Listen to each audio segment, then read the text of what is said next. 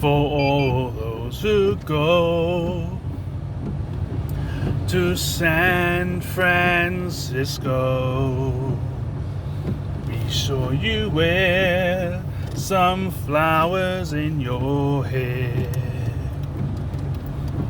I'll be in San Francisco.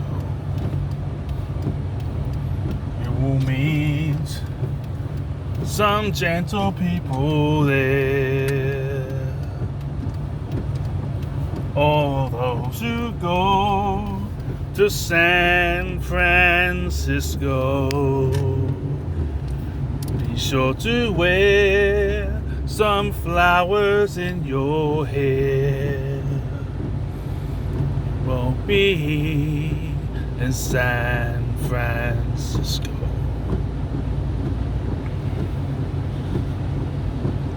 I know I don't know if it's dying down, but it doesn't affect me. But I remember when I was the OK Boomer was happening. I did a video about it. Now, the reason why I removed 200 of my videos is because some of them had under 10 views. Most of them did, and then there was only like a few that had more, but were over 100. And people in my different work environment back in my other region were saying stuff that I had never said to them, but I had said in those videos. And so basically I realized that the only people that were watching those videos were wolves. You know what I mean? Not good ones, bad ones. Hyenas, actually. Because, wolves are a lot more braver than hyenas. But they were still a pack animal. It was just the same personality in a different body, and I found myself being tempted from other people from what looked like a good offer or a good decision if I had done what they wanted me to do. But because I had been in situations like that before, which was like those 200 videos of my personal stories, and so the thing was when and that type of stuff was in the personal stories, so where they got it from. And the videos were having some of them had less than 10 views, some of them had more than that, but so it wasn't reaching all these people. And the reality is probably those who did watch it were probably those same personalities in different bodies.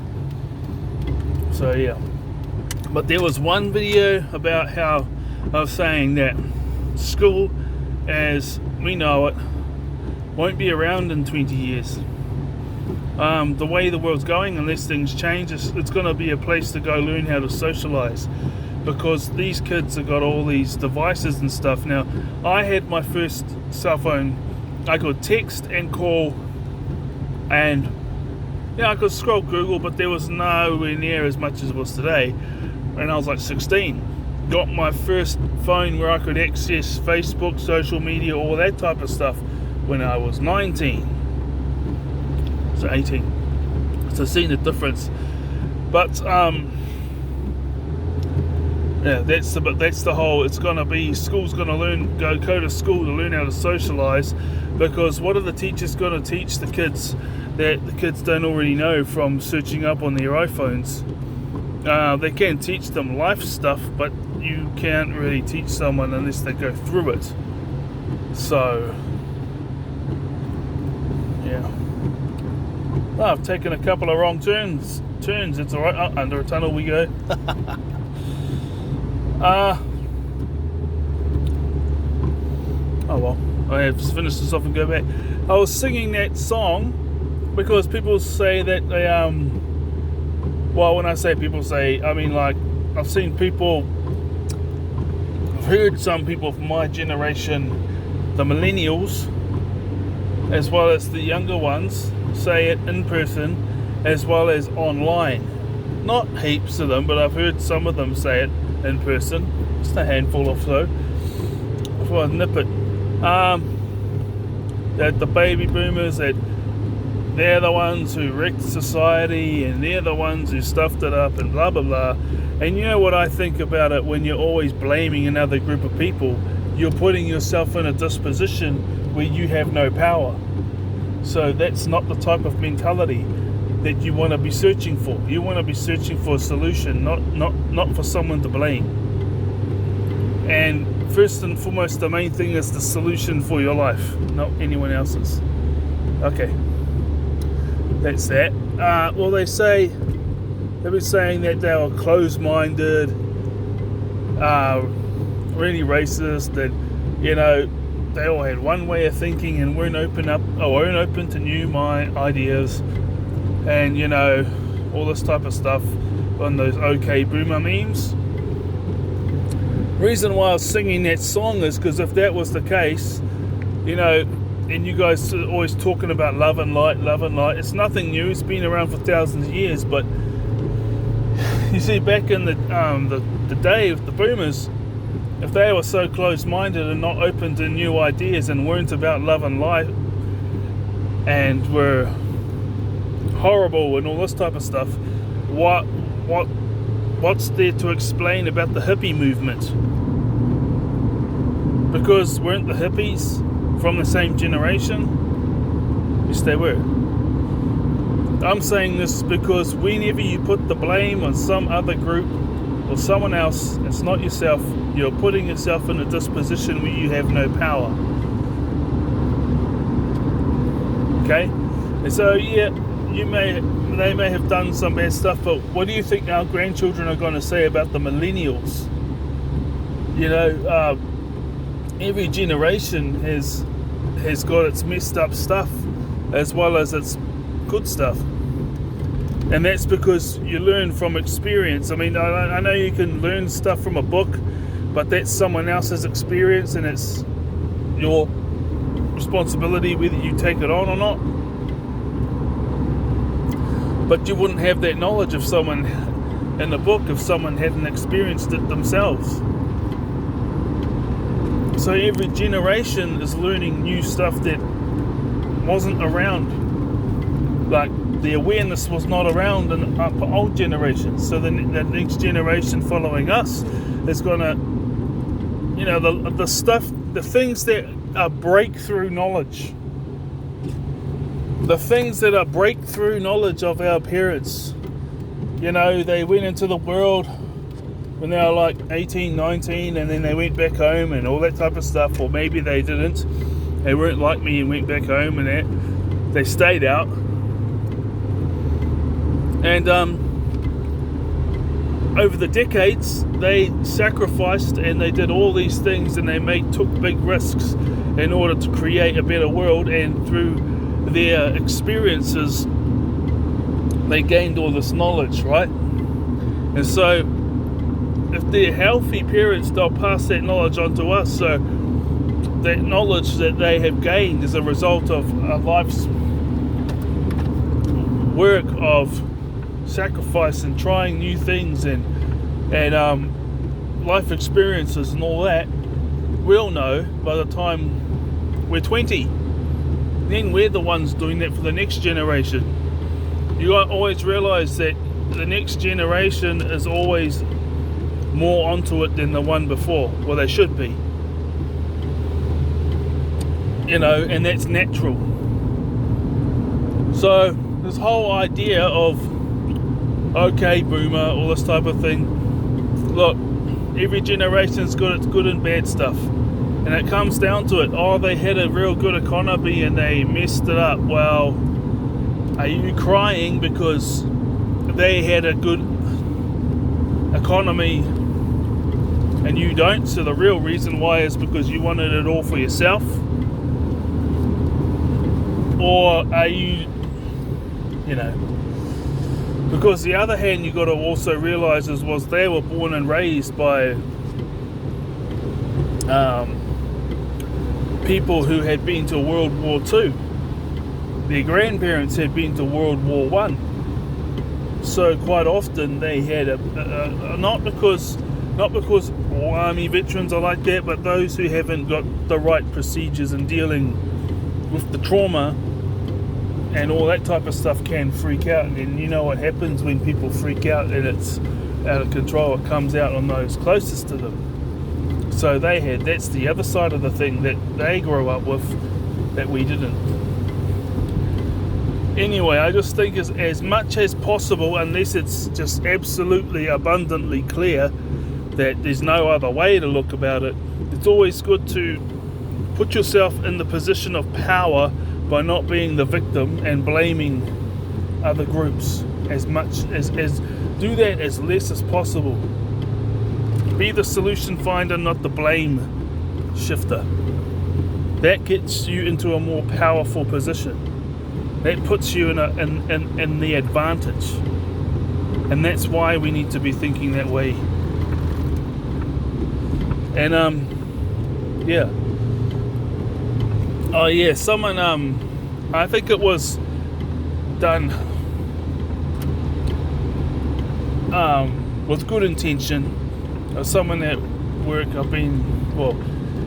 asked me how my parents were going, so I had a chat to him about that, about how I don't want to talk about my parents. They said, "Oh, wouldn't they miss you and love you?" And I just said, "Look, they're real toxic, and your parents are your parents, that's why it took me until I was 33 to fully cut them out of my life. But I had to fully cut them out of my life because of how toxic they were. It took me this long, so it was hard, but I had to. So, and I left it at that. Alright guys, just thought I just have to, that just came to mind, so I put it on there. Oh, and good news, I found some permanent accommodation. They said the only requirement is that I have to be there at least a few months, and I said that's exactly what I'm looking for, because basically I don't want to be kicked out within the next few months or go somewhere else. I want permanent accommodation, and it's just such a blessing, eh? So that's I had 3 goals when I first came here, which was moving to a more safer part of the country, and I ended up going from a country where a region where the homicide and the murder and the armed robbery and the physical, assault without weapons and stuff, just punching up someone, is very high, and the levels in New Zealand, probably the same wherever you guys are, if you're not from New Zealand, very high, moderate, low, and very low. Obviously very low meaning the least amount, very high being the most amount. I went from a region that was very high at there's a top 5 most dangerous cities in my country, and 2 of them are from that region. It's it's always one of the 2 most, it's always that region and someone else that's the most dangerous in the country. And I was able to get out from that and come to a place where all of that is low.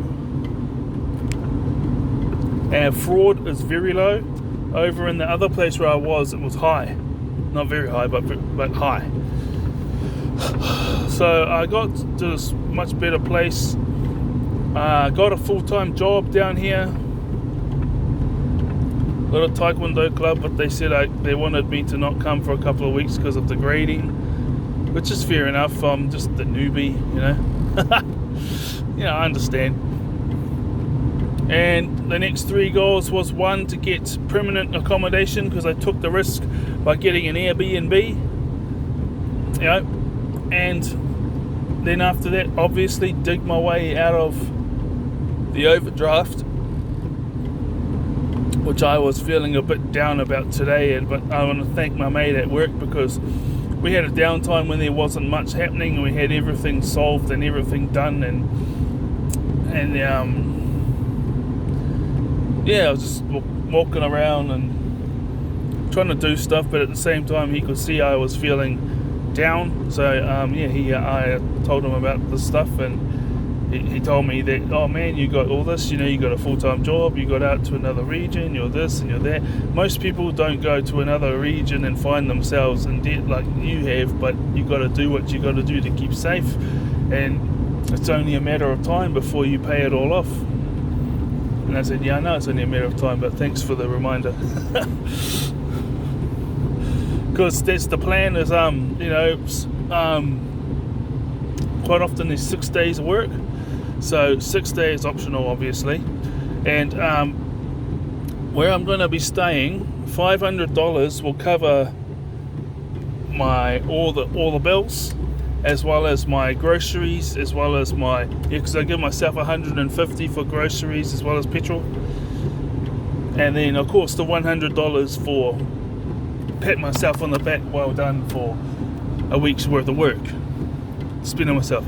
And everything on top of that is another you're looking at about another $200 or something. That's just all savings. So yes, that's the next one, man. And this place is a permanent place. Moving in tomorrow because the Airbnb finishes for me next Sunday, but I'll be working Monday to Saturday, so I might as well just go now. And one of the reservations for my Airbnb got cancelled. It was another one, so they owe me $450, so that's going to go towards my paying up that rear ends. And so it's all coming together, guys, all coming together.